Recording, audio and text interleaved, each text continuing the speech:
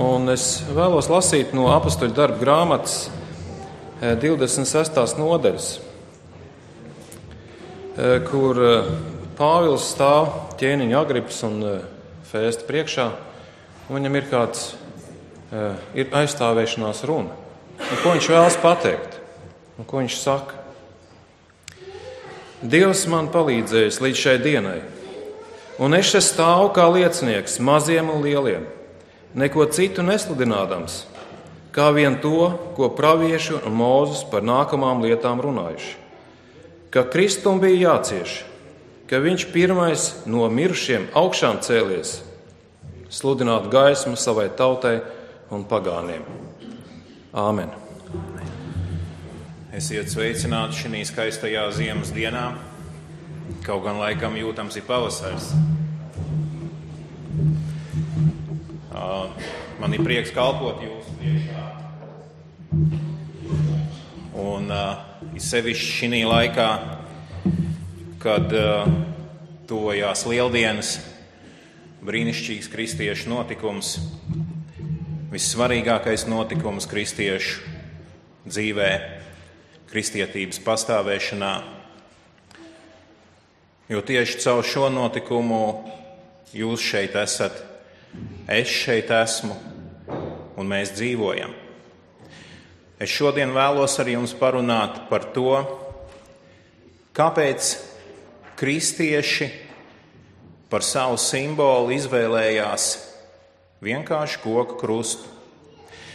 Kāpēc kristieši ar ārkārtīgu neapņēmību, mēs varētu pat teikt spītību, nelokāmi palika pie šī simbola. Ir kāda glezna, kur saucās Nāves ēnā. To ir uzzīmējis kāds mākslinieks Holmans Hants. Gleznā ir attēlots kāds vīrs. Viņš ir izģērbies līdz jostas vietai. Blakus viņam ir ēvelsols, uz kura ir nolikts zāģis. Darbnīcas durvis ir atvērtas nedaudz vaļā, un rietošās saules stari iespiežās iekšā pa darbnīcas durvīm. Šī vīra skatiens ir pavērsts nedaudz uz augšu, un rokas viņš ir pacēlis plecu augstumā. Viņa acīs var izlasīt gan sāpes, gan arī ekstāzi. Rietošās saules stari veido aiz šī vīra krustu, un aizmugurē esošais plaukts rada sajūtu, ka šī vīra rokas kādā brīdī tiks pienaglotas. No vīra kreisajā pusē atrodas kāda sieviete. Viņa balstās uz kaut kādas lādes ar roku, un gleznā viņas seju nevar redzēt. Jo viņa skatās uz ēnu aiz vīra muguras. Un skatoties gleznā, rodās tāda sajūta, ka šī sieviete raugās uz šo krustēnu ar milzīgu pārsteigumu sirdī. Jaunais mākslinieks un jaunais kristietis Holmans Hants kādu laiku bija pavadījis Jeruzalemē. Viņš tur bija iegādājies māju un uz jumta gleznodams uzgleznoja šo gleznu. Šī glezna, protams, ir vēsturiska fantāzija, taču teoloģiski viņa ir patiesa, pat ļoti īsta. Kopš gleznā attēlotā vīra dzimšanas krusts visu laiku viņa dzīvē ir metis ēnu. Jebkurš teologs un jebkurš kristietis varētu sacīt, pats galvenais šī vīra dzīvē vienmēr ir bijis krusts, vai precīzāk, krusta nāve. Kristietība visos gadsimtos vienmēr to ir atzinusi. Mēs dziedam slavas dziesmas tam, vien tam, kurš mir krustā, jo viņš man guvums grēciniekam, viss cits tik pazušana. Mēs pārcelsimies uz šodienu. Tā ir viena no Eiropas galvaspilsētām. Kāds turists, jauns cilvēks, iedams pa kādas pilsētas ielām, pamana sev netālu priekšā kādu katedrāli ar apzeltītu kupolu un vienkārši melnu krustu galā. Viņam rodās ziņkāre, un viņš nolēma ieiet katedrālē. Kad viņš ir iegājis iekšā, viņu pārņem tāda dīvaina sajūta.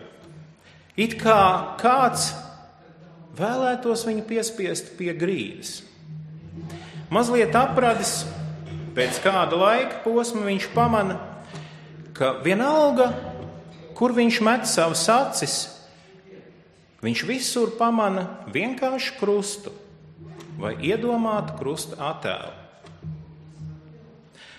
Viņš nojauš, ka tūlīt sāksies dievkalpojums, jo cilvēki pulcējās. Viņš ieklausās vārdos, ko saka kalpotājs, un saprot, ka dievkalpojums būs ar vakarēdienu pasniegšanu. Dziesmas, lūgšanas, sprediķis, vakarēdienu pasniegšana, un dievkalpojums ir beidzies. Šis jaunais cilvēks, turists, atstāja baznīcu ar tādu dīvainu sajūtu. Un viņam ir radušies ārkārtīgi daudz jautājumu. Viens no tiem skan ārkārtīgi skaļi. Vai tiešām kristieši krusta dēļ uzskata pasauli par neko? Vai tiešām kristieši lepojās ar krustu un ir gatavi krusta dēļ atstāt visu, kas ir pasaulē? Kāds pamats ir tik koncentrētai uzmanībai vienkāršam koka krustam? Krustam, pie kā kāds ir miris. Kāds? Jēzus Kristus. Jauno cilvēku nepamet šī dīvainā sajūta. Un viņam ir tāda kā pārliecība vai tā kā iedoma. Tas viss ir it kā ārkārtīgi samākslots. Man šķiet, ka tas viss ir ārkārtīgi pārspīlēts. Vai nu es kļūdos? Katrai ideoloģijai, katrai kustībai vai reliģiskai apvienībai ir savs īpašs simbols. Man jāsaka, ka cilvēki vienmēr savas idejas, savas domas ir vēlējušies parādīt redzamā veidā. Kā vienu no piemēriem mēs šodien varam aplūkot lotosa ziedu. Pasaulē šodien to uztver kā budismu vai hinduismu zīmi. Taču agrāk to izmantoja arī ķīnieši, eģiptieši un indieši. Lotosa zieda riteņa formas dēļ to uzskata par skaistumu un harmonijas rašanos simbolu. Atkarībā no zieda krāsas to mēdz uzskatīt par šķīstības simbolu vai mīlestības un līdzcietības simbolu. Ja mēs paskatāmies uz seno jūdaismu, tad mēs varam teikt, ka viņš pilnīgi atsacījās izmantot zīmes un simbolus, lai varētu ievērot otro bausli un izvairīties no šī baušļa pārkāpšanas. Savukārt modernais jūdaisms mūsdienās izmanto tā saukto Dāvida zvaigzni. Tā stāsta par Dieva derību ar Dāvidu, par to, ka viņa tronis pastāvēs mūžīgi, un vēst arī par to, ka no Dāvida cilts nāks Mesija. Ja mēs palūkojamies uz islamu, tad lielākajā daļā Āzijas to simbolizē pusmēnesis. Bet pirms islāms sāka lietot šo simbolu, to lietoja Bizantijas valdnieki. uzsvērdami savu neatkarību. Arī mūsdienu valstis lieto simbolus, lai izteiktu savas vērtības, savus centienus, pastāvēšanas stiprumu un spēku. Un tie šodien tiek ievietoti karogos, vimpeļos, ģērboņos. Arī kristietība lieto šodien savu simbolu – vienkārši koka krustu. Šodien ir daudz arheoloģisko izrakumu un daudz liecību, kas liecina par to, ka krusts vienmēr tomēr nav bijis kristietības simbols. Man jāsaka, ka tāpatās kā visām citām kustībām, arī kristiešiem bija nepieciešams laiks, lai izprastu to, kam tad viņi īsti tic. Lai saprastu to, kas tad īsti ir galvenais ticībā. Un lai saprastu to, kā tad šo galveno pastāstīt citiem. Kaut kas mazliet nedaudz no vēstures.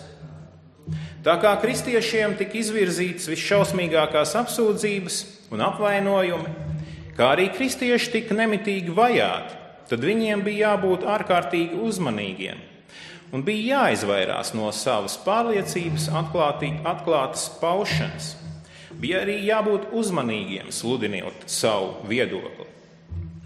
Cilvēki izvairījās no krusta arī tāpēc, ka krusts saistījās ar noziegumos notiesātiem cilvēkiem. Romas un citu pilsētu katakombās arī šodien atklāja zīmējumus uz sienām. Tajās ir attēloti pāvi, kā nemirstības simboli, baloža attēli, kā svētā gara simboli, palmas zari, uzvaras simboli, kā arī zivs zīmējumi. Tajos tālajos laikos tikai īpaši iesvētīti kristieši zināja, ka vārds zivs nozīmē Jēzus Kristus, Dieva dēls pestītājs. Taču neskatoties uz to, ka zivī bija piešķirts tāds īpašs simbols, tāda īpaša nozīme, tomēr tā arī nepalika pa kristietības simbolu. Un to mēs arī varam saprast, jo burti šī vārdā bija vienkārši nejauša sagadīšanās. Kādu laiku vēlāk, 2. gadsimtā pēc Kristus, vajātie kristieši simbolu vietā sāk attēlot bībeliskas ainas, kā piemēram Noas šķirsts, Daniels lauva bedrē vai 3 draugi uguns ceplī. Un visas šīs tēmas runāja par vienu un to pašu Kristus izpirkšanas tēmu. Pie reizes, pie šiem zīmējumiem bieži vien tika pievienota kriptogramma čīro ar jēru vai dūjas attēlu centrā. Man jāsaka, ka, protams, kristiešiem pastāvēja arī iespējas izvēlēties citu emblēmu vai simbolu, kā piemēram silīti ar jaundzimušo vai galdnieku solu vai priekšsautu, kur Jēzus bija aplicis mazgājot kājas mācekļiem. Laikam ritot uz priekšu, un kristiešiem arvien nopietnāk pārdomājot, kas tad īsti ir galvenais viņa ticībā, kas ir īsti viņa misija uz zemes, kā arī pārdomājot kristiešu draudzes vietu sabiedrībā un pašas draudzes pamatvērtības, visas šīs emblēmas, visi šie zīmējumi sāka koncentrēties vienotā izpratnē par galveno kristietības mācībā. Pamazām kristieši savu kalpošanas ideju virzīja vienā noteiktā simbolā – parastā koka krustā.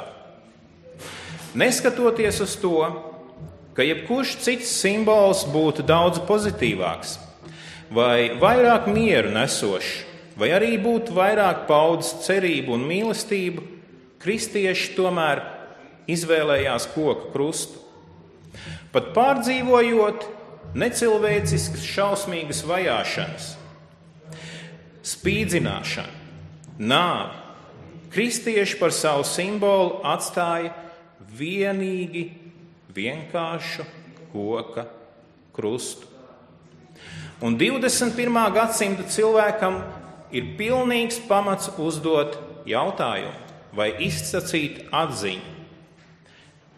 Kas tā par dīvainu ideju?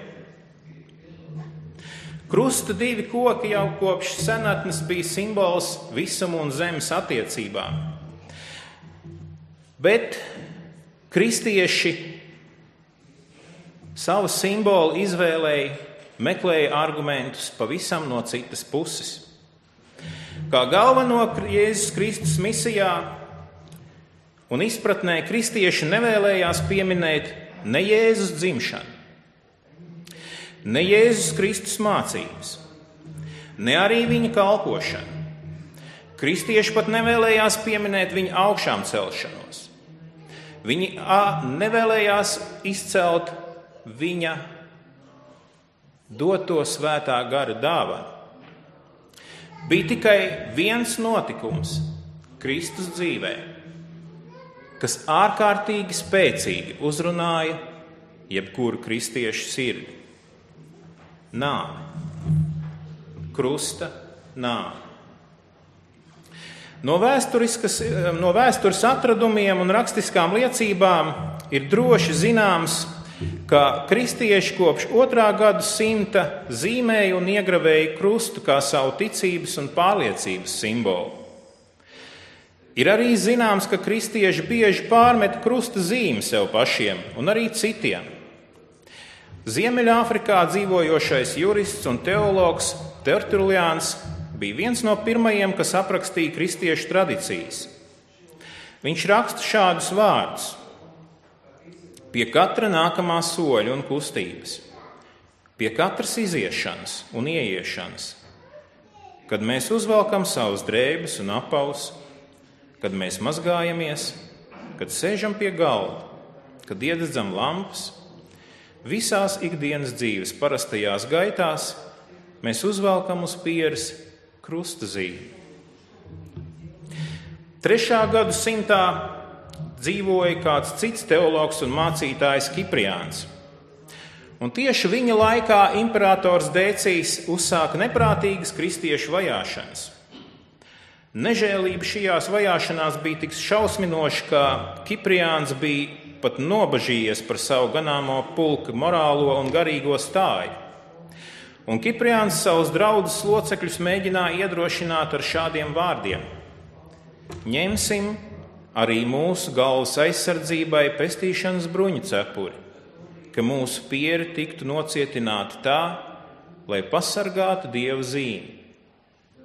Kristiešus, kas pieņēma nāvi mokās, Kipriāns svētīja ar šādiem vārdiem: jūsu pieres svētītas ar Dieva zīmogu, ir saglabājuši sevi kronim, ko dos tas kungs. Laika gaitā krusta zīmes pārmešanu atmeta vai arī atcēla, jo radās argumenti, ka kristiešiem nevajadzētu uzturēt tradīcijas, ko agrīnie kristieši nepazina un nelietoja. Bet bija arī daži argumenti par labu krusta zīmes lietošanai. Piemēram, tas mums ir par mācību lepoties ar kalpošanu Jēzum Kristum, nevis nokārt galvas tādēļ, ka mēs no tā kaunētos, kaut arī tas sagādā mums kaunu un negodu no šīs samaitātās pasaules rokām. Nākamajos gadsimtos daudzi teologi atzīmēja krusta izvēli simbolam kā pozitīvu faktu. Kā argumentu tieši minot to, kristieši izvēlējās krustu par spīti tam, ka viņus nemitīgi izsmēja, pazemoja, zaimoja viņa izvēles dēļ. Arī daudz teologi apzinājās briesmas, kas bija saistītas ar simboliem un krusta mešanu, jo vienmēr taču pastāvēja kāda iespēja, ka krusta simbols varēja kļūt par elku vai krusta mešanu par piespiedu tradīciju. Un tieši apmēram šādu argumentu mudināts ķēniņš Hiskija iznīcināja varu čūsku. Ir arī vēl viens pārsteiguma apstākļis, kas rada ārkārtīgu pārsteigumu mūsdienu cilvēkam par kristietības simbolu izvēli. Tā laika sabiedrība ar milzīgām šausmām uzlokoja cilvēkus, kas tika sisti krustā.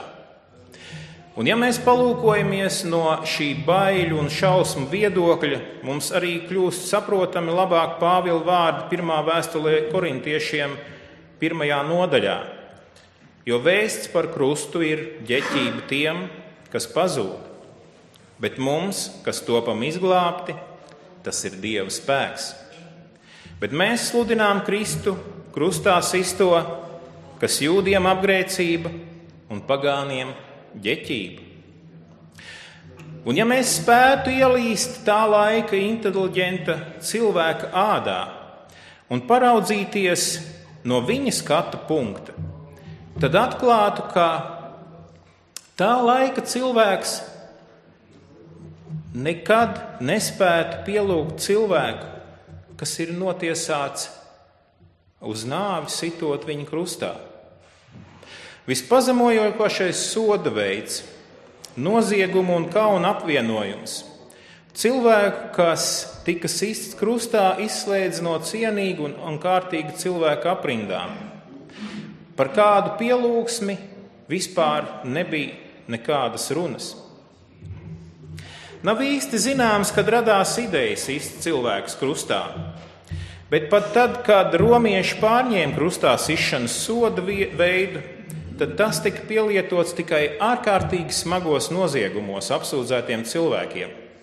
Un parasti tie bija ārzemnieki, vergi vai cilvēki, kurus apsūdzēja slepkavībā un dumpju celšanā. Viens no senajiem Romas senāta locekļiem, Cicerons, kādā no savām runām senātā ārkārtīgi asi nosodīja pat ideju, ka Romas pilsoni varētu sist krustā. Sasiet Romas pilsoni ir noziegums. Viņš saka, pērt viņu ir kaut kas pretīgs. Nonāvēt Romas pilsoni ir gandrīz slepkavošana. Sist krustā? Kas? Nav nemaz piemērotu vārdu, kas spētu aprakstīt tik šausmīgu rīcību. Gan jūdi, gan romieši krustu uzlīkoja ar šausmām. Jūdi nešķiroja krustu vai koku, un tāpēc nespēja pieņemt, ka ir liela atšķirība starp pakārtu un krustā sistu. Jūdi automātiski attiecināja uz krustā sistiem cilvēkiem šausmīgos vārdus no 5. Mūzes grāmatas 21. nodaļas. Tad, lai viņa miesas nepaliek pa nakti pie koka, bet apragdams aprots tās tanī pašā dienā, jo pakārtais ir Dieva lāsts. Tu nedrīkst šo zemi padarīt nešķīstu, kur tas kungs, tavs Dievs, tev dos par īpašumu. Nolādēts, kas karājās pie koka. Viņi nespēja noticēt, ka Dieva Mesija nomirs zem Dieva lāsta piesists krustā. Tas nebija izprotams ne jūdiem, ne romiešiem. Un tāpēc abas puses gandrīz nekad nepalaida iespēju pasmieties par kristiešiem. Romas impērijas laikā pēc Kristus nāves tika bieži zīmētas karikatūras un rakstīti sarkastiski izsmejoši raksti par kristiešu ticību.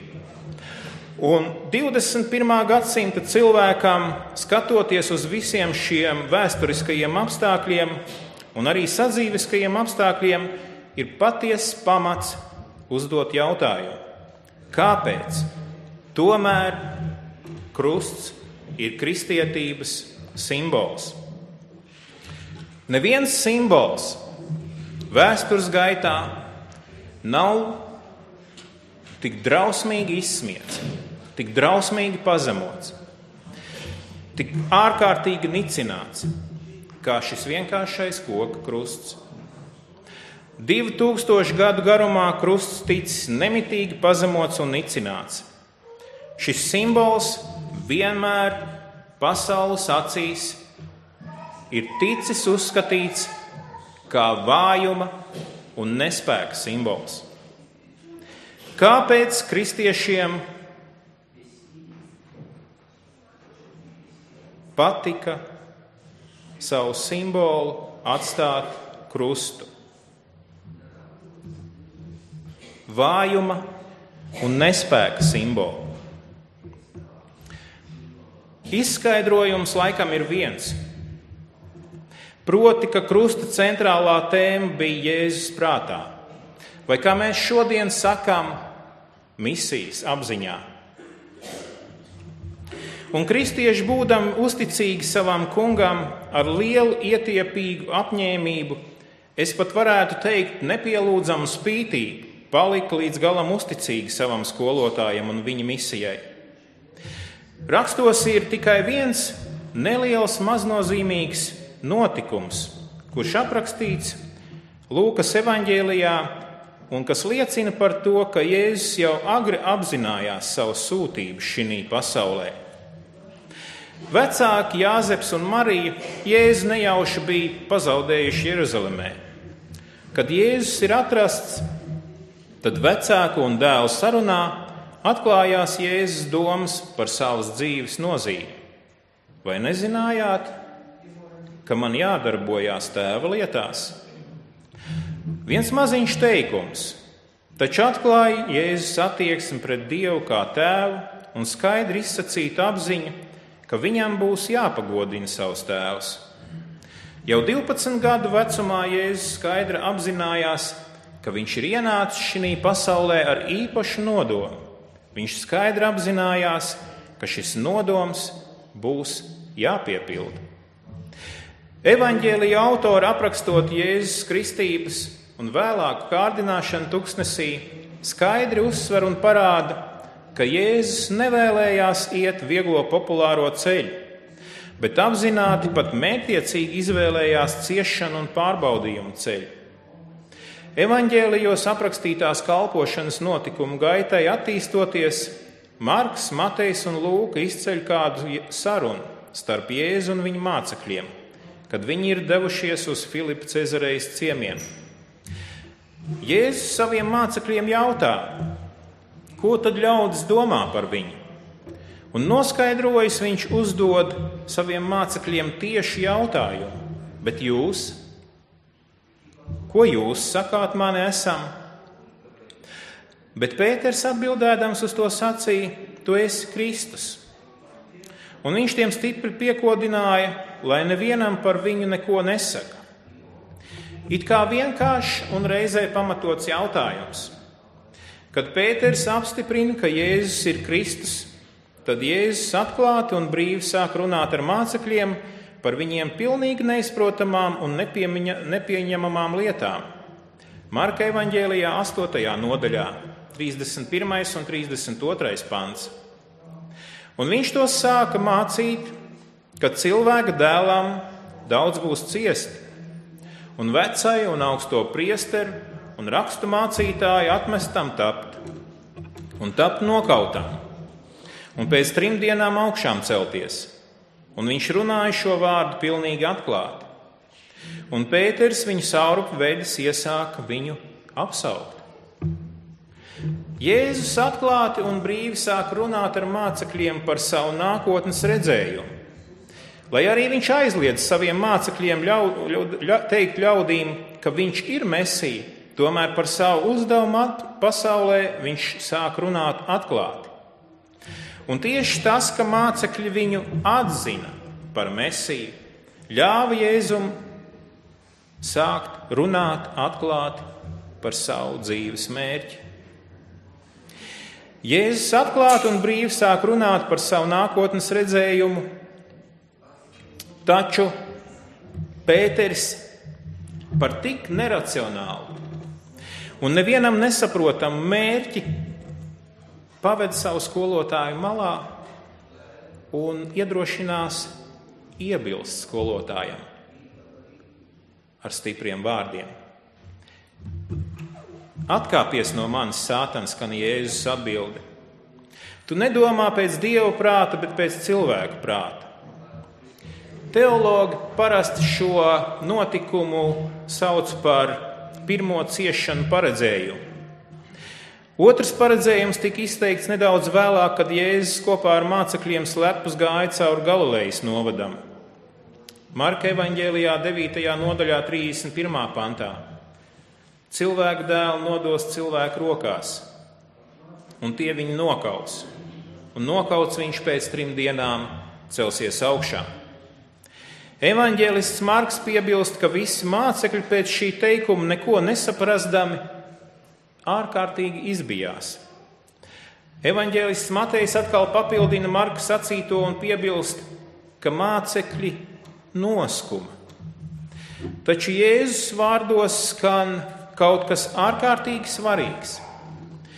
Viņa vārdi pauž stipru apņēmību piepildīt visu, kas ir rakstīts rakstos par Mesiju. Trešo ciešanu paredzējumu Jēzus izsaka, kad viņi visi dodās uz svēto pilsētu.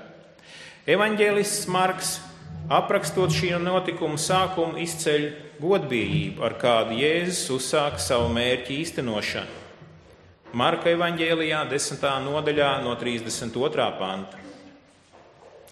Bet tie bija ceļā iedam augšup uz Jeruzalemi, un Jēzus gāja viņiem pa priekšu, un tie iztrūcinājās, un bailēs sekoja viņam. Un viņš ņēma pie sevis tos 12 un sāka uz tiem runāt, kas viņam notikšot.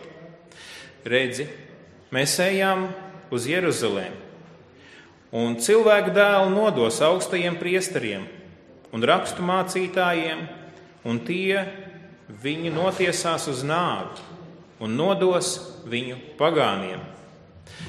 Un tie viņu apmēdīs un apspļaudīs, un to šaustīs un nonāvēs. Un viņš pēc 3 dienām augšām celsies.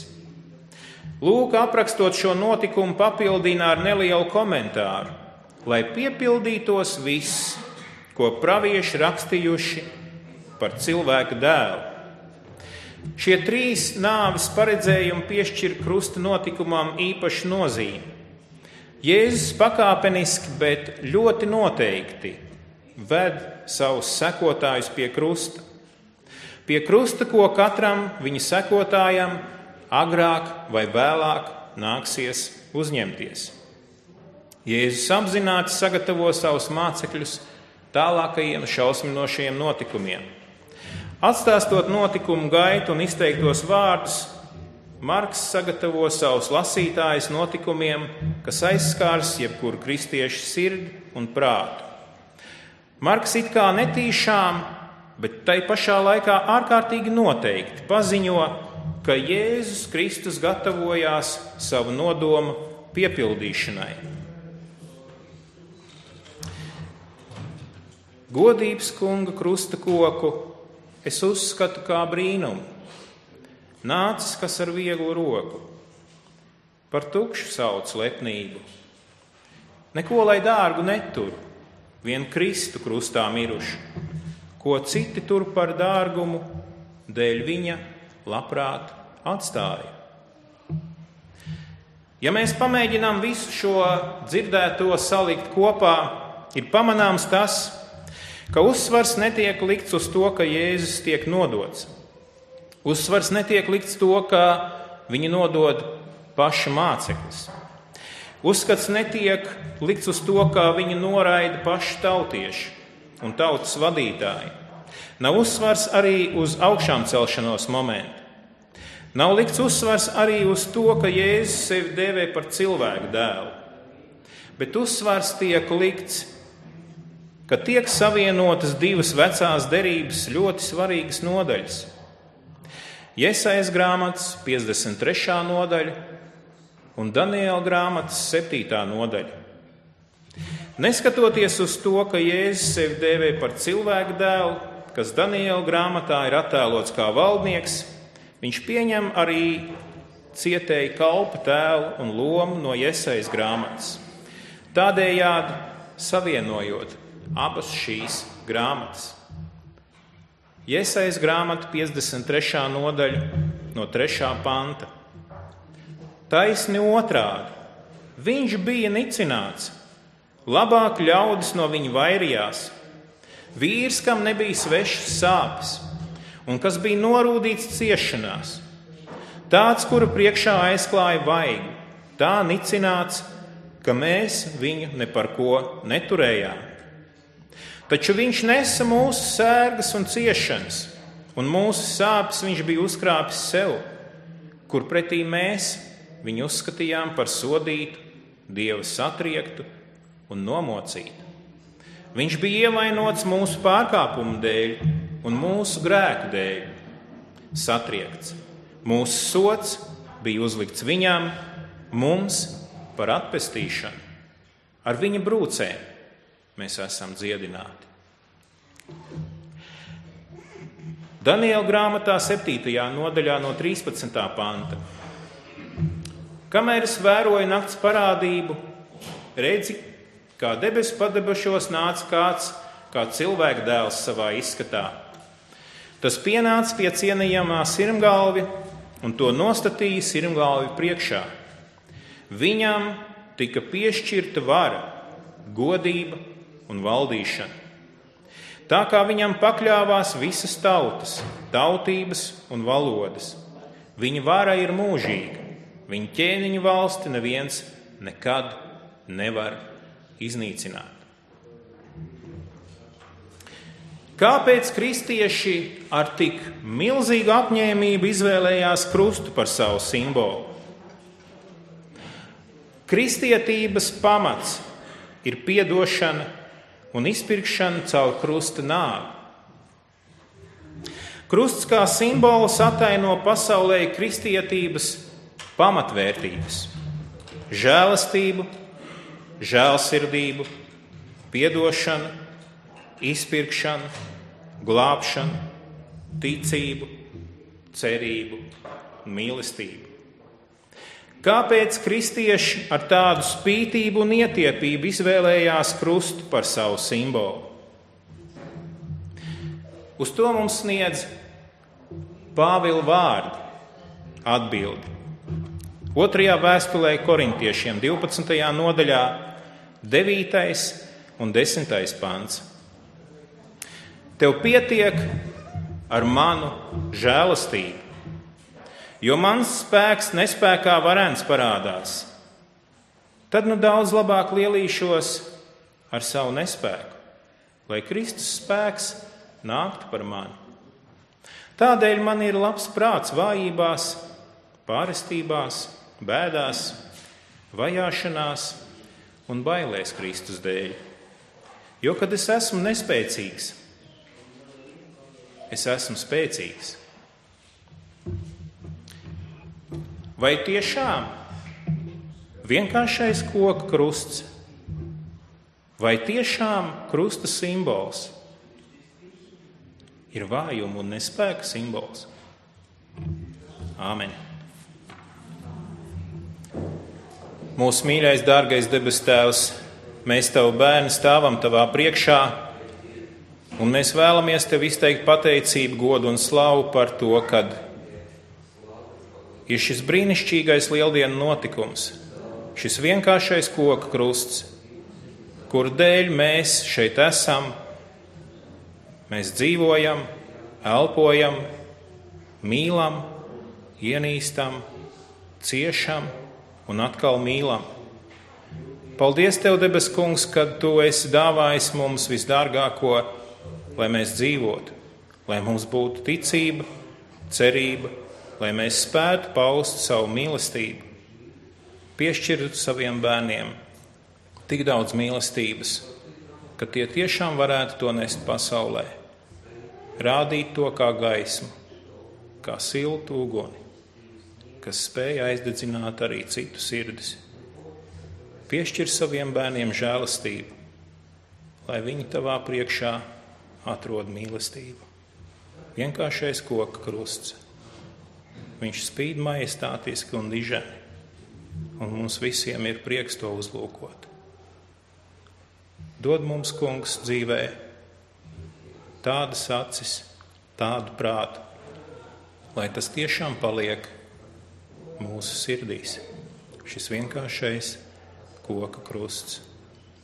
Paldies Tev, Kungs, par visu. Kristus vārdā. Āmen.